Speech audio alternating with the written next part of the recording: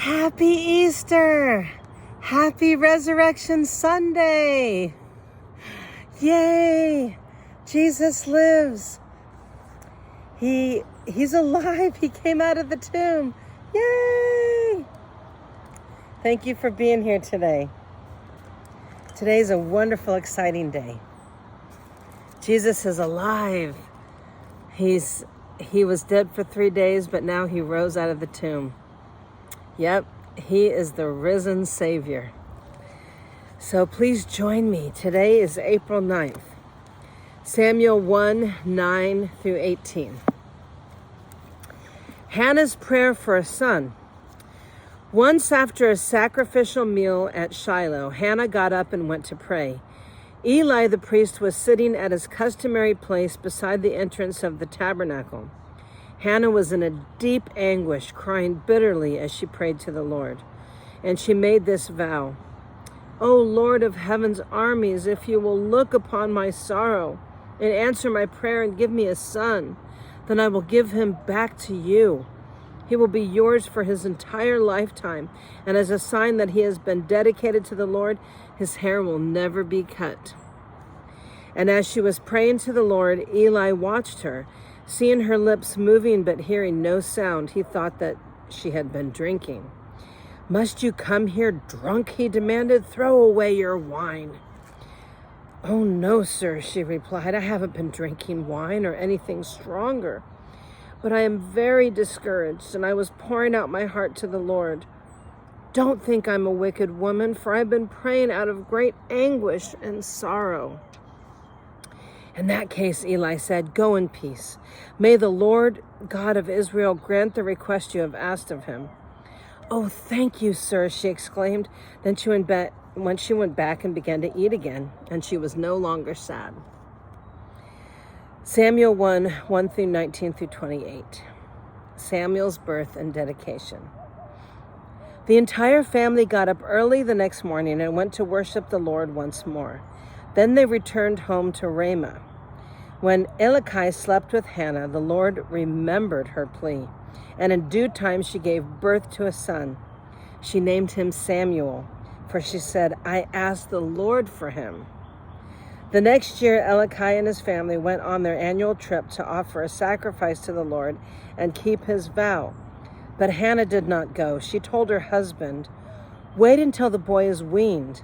Then I will take him to the tabernacle and leave him there with the Lord permanently." "Whatever you think is best," Elkanah agreed. "Stay here for now, and may the Lord help you keep your promise." So she stayed home and nursed the boy until he was weaned. When the child was weaned, Hannah took him to the tabernacle at Shiloh. They brought along a 3-year-old bull for the sacrifice and a basket of flour and some wine. After sacrificing the bull, they brought the boy to Eli. "Sir, do you remember me?" Hannah asked. "I'm the very woman who stood here several years ago praying to the Lord. I asked the Lord to give me this boy, and he granted my request. Now I'm giving him to the Lord, and he will belong to the Lord his whole life." And they worshiped the Lord there. 1 Samuel 2, 1 through 11. Hannah's prayer of praise. Then Hannah prayed, "My heart rejoices in the Lord. The Lord has made me strong. Now I have an answer for my enemies. I rejoice because you rescued me. No one is holy like the Lord. There is no one besides you. There was no rock like our God. Stop acting so proud and haughty. Don't speak with such arrogance, for the Lord is a God who knows what you have done, and he will judge your actions. The bow of the mighty is now broken, and those who stumbled are now strong. Those who were well fed are now starving, and those who were starving are now full. The childless woman now has 7 children, and the woman with many children wastes away. The Lord gives both death and life. He brings some down to the grave, but raises others up. The Lord makes some poor and others rich. He brings some down and lifts others up. He lifts the poor from the dust and the needy from the garbage dump. He sets them among princes, placing them in seats of honor. For all the earth is the Lord's, and he has set the world in order. He will protect his faithful ones, but the wicked will disappear in darkness. No one will succeed by strength alone. Those who fight against the Lord will be shattered. He thunders against them from heaven. The Lord judges throughout the earth, and he gives power to his king. He increases the strength of his anointed one. Then Elkanah returned home to Ramah without Samuel, and the boys served the Lord by assisting Eli the priest. 1 Samuel 2:12-26. Eli's wicked sons. Now the sons of Eli were scoundrels who had no respect for the Lord or their duties as priests. Whenever anyone offered a sacrifice, Eli's sons would send over a servant with a 3-pronged fork.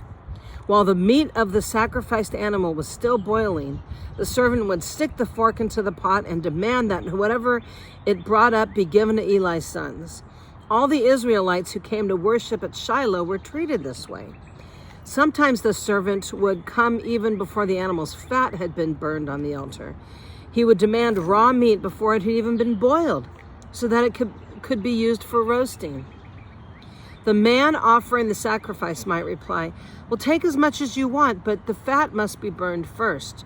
Then the servant would demand, "Now give it to me now, or I'll take it by force." So the sin of these young men was very serious in the Lord's sight, for they treated the Lord's offerings with contempt. But Samuel, though he was only a boy, served the Lord. He wore a linen garment like that of a priest. Each year his mother made a small coat for him and brought it to him when she came with her husband for the sacrifice. Before they returned home, Eli would bless Elkanah and his wife and say, "May the Lord give you other children to take the place of this one that she gave to the Lord." And the Lord blessed Hannah, and she conceived and gave birth to 3 sons and 2 daughters. Meanwhile, Samuel grew up in the presence of the Lord. Now Eli was very old, but he was aware of what his sons were doing to the people of Israel. He knew, for instance, that his sons were seducing the young women who assisted at the entrance of the tabernacle. Eli said to them, "I've been hearing some reports from all the people about the wicked things you are doing. Why do you keep sinning? You must stop, my sons. The reports I hear among the Lord's people are not good. If someone sins against another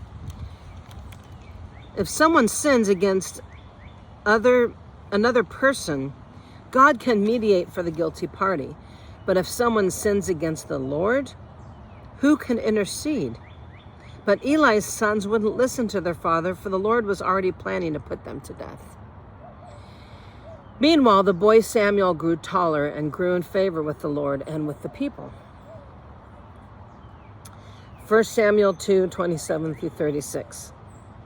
A warning for Eli's family. One day a man of God came to Eli and gave this message from the Lord. "I revealed myself to your ancestors when they were Pharaoh's slaves in Egypt. I chose your ancestor Aaron from among all the tribes of Israel to be my priest, to offer sacrifices on my altar, to burn incense, and to wear the priestly vest as he served me. And I assigned the sacrificial offerings to you priests. So why do you scorn my sacrifices and offerings? Why do you give your sons more honor than you give me? For you, and they have become fat from the best offerings of my people Israel. Therefore the Lord, the God of Israel, says, I promised that your branch of the tribe of Levi would always be my priests, but I will honor those who honor me, and I will despise those who think lightly of me. The time is coming when I will put an end to your family, so it will no longer serve me as priests. All the members of your family will die before their time. None will reach old age." Imagine being told that. Wow. "You will watch with envy as I pour out prosperity on the people of Israel, but no members of your family will ever live out their days.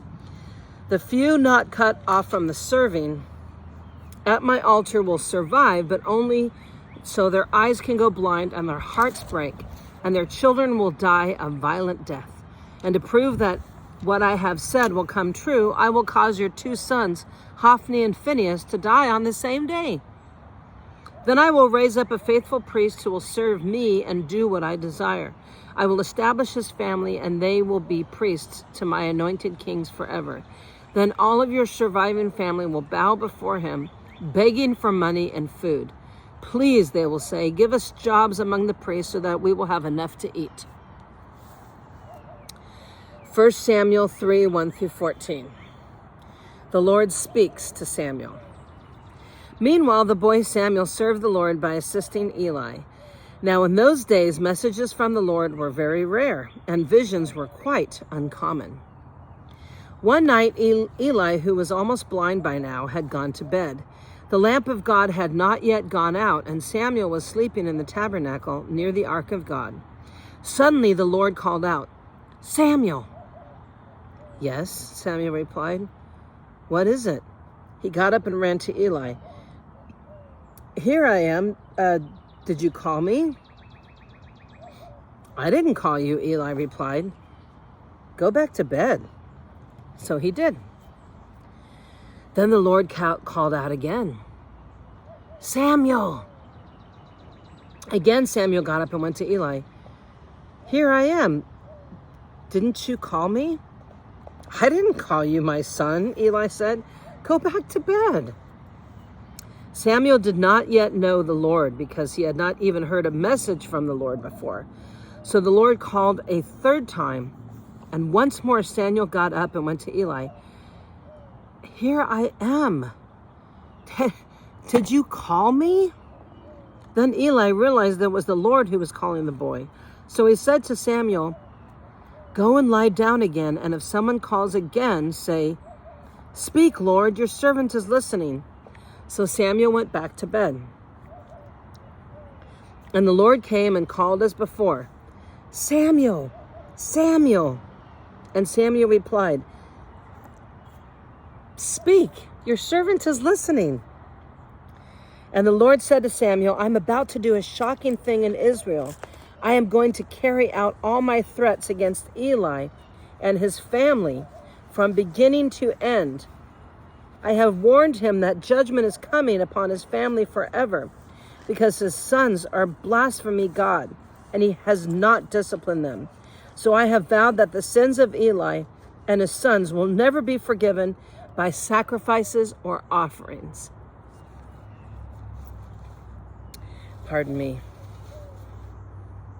My springtime allergies.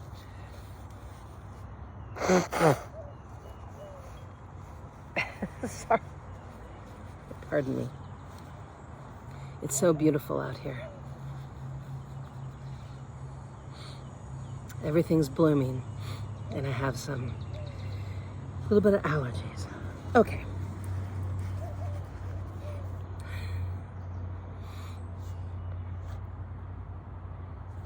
Okay. 1 Samuel 3:15, 1-8. Samuel speaks to the Lord.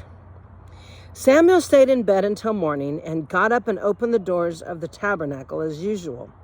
He was afraid to tell Eli what the Lord had said to him, but Eli called out to him, "Samuel, my son." "Here I am," Samuel replied. "What did the Lord say to you? Tell me everything, and may God strike you and even kill you if you hide anything from me." So Samuel told Eli everything. He didn't hold back anything. He didn't hold anything back. "It's the Lord's will," Eli replied. "Let him do what he thinks is best." As Samuel grew up, the Lord was with him, and everything Samuel said proved to be reliable. And all of Israel, from Dan to the north of Beersheba in the south, knew that Samuel was confirmed as the prophet of the Lord. And the Lord continued to appear at Shiloh and gave messages to Samuel there at the tabernacle. And Samuel's words went out to all the people of Israel. 1 Samuel 4, 1-11. The Philistines capture the ark. At that time, Israel was at war with the Philistines. The Israelite army was camped near Ebenezer, and the Philistines were at Ephek. The Philistines attacked and defeated the army of Israel, killing 4,000 men. After the battle was over, the troops retreated to their camp, and the elders of Israel asked, "Why did the Lord allow us to be defeated by the Philistines?" Then they said, "Well, let's bring the Ark of the Covenant of the Lord from Shiloh. If we carry it into battle with us, it will save us from our enemies." So they sent men to Shiloh to bring the Ark of the Covenant of the Lord of Heaven's armies, who is enthroned between the cherubim. Hophni and Phinehas, as the sons of Eli, were also there with the Ark of the Covenant of God. When all the Israelites saw the Ark of the Covenant of the Lord coming into the camp, their shout of joy was so loud it made the ground shake. What's going on?" the Philistines asked. "What's all the shouting about in the Hebrew camp?" When they were told it was because of the Ark of the Lord had arrived, they panicked. "Oh, the gods have come into their camp," they cried. "This is a disaster. We have never had to face anything like this before. Oh, help. Who can save us from these mighty gods of Israel? They're the same gods who destroyed the Egyptians with plagues when Israel was in the wilderness. Fight as never before, Philistines, and if you don't, we will become the Hebrew slaves just like they have been to ours. Stand up like men and fight." So the Philistines fought desperately, and Israel was defeated again. The slaughter was great. 30,000 Israelite soldiers died that day. The survivors turned and fled to their tents. The Ark of God was captured, and Hophni and Phinehas, the two sons of Eli, were killed. Oh my gosh. That sounds awful. I didn't know that Israel was destroyed. Normally Israel is defeated. Normally Israel is not defeated, but wow, 30,000 people, oh my gosh, it's awful. Well, happy Easter. Thank you for being here with me today on this beautiful, beautiful Easter morning.